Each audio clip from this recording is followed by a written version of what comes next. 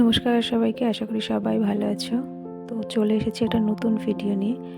আজকে যাচ্ছি আমি আমার শ্বশুর বাড়ি, স্কুটি করেই যাচ্ছি। অনেকটাই রাস্তা, আবার অনেকটাও না, তো স্কুটি গেলে সুবিধা হয়, তো তাই যাচ্ছি। তো স্কুটিতে যেতে যেতে অনেকটা রাস্তা যাওয়ার পর একটু ব্রেক নিয়েছি। এই যে মেয়ে দৌড়াদৌড়ি করছে ফাঁকা রাস্তায়, মানে অনেকটা রাস্তা, তো তার জন্য। আর আগে যারা আমার ব্লগ দেখেছো তারা জানবে এই যে এটা আমার শ্বশুর বাড়ি। এই যে নদী দাঁড়িয়ে রয়েছে সামনেই।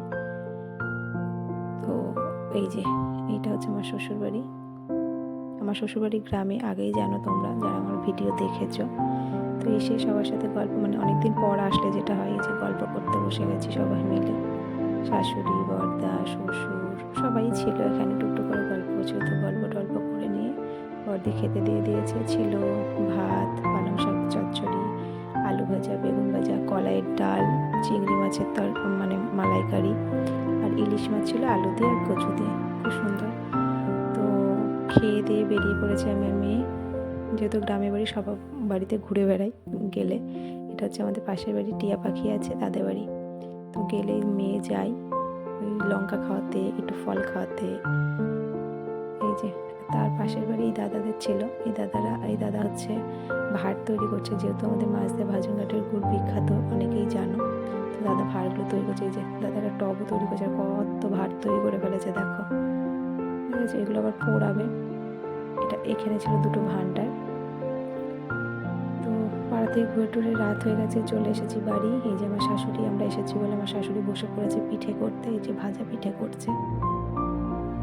ভাজা পিঠে ছিল, কাঁচি পোড়া ছিল, আর কাঁচি পোড়ার সাথে ছিল নলেন গুড়। তো রাত্রি থেকে সকাল হয়ে গেছে আর আমরা বেরিয়ে পড়েছি সকালবেলা হাঁটতে, তিনজন মিলে, যেহেতু বাড়ি থাকলে হয় না, এখানে থাকলে তো গ্রামে বাড়ি শ্বশুর বাড়ি গেলে হয় এটা, তিনজন মিলে একটু বেরিয়ে পড়ি সকালবেলা হাঁটতে।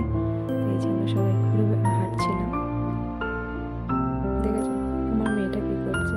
এই যে কোথা থেকে আমার বর হাঁটতে নিয়েছে। এই যে চলে এসেছি মাঠের ভিতরে, যেহেতু আমাদের অনেক জমি জমা আছে, চাষবাস হয় এখনো। তো বড়মশাই বলে চলো আজ কুলবাগান থেকে ঘুরে আসি, তাই কুলবাগানে নিয়ে গেছিলো আমাদেরকে। এই যে দেখেছো কুলগুলো দেখো আপেলের মতো হয়ে রয়েছে, যেমন বিদেশে আপেল হয় আর আমাদের দেশে কুল হয়।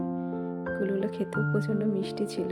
এই কুলটা তো পুরো ছোট ছোট যে গ্রিন অ্যাপেলগুলো হয় তেমন দেখতে, খুব সুন্দর ছিল।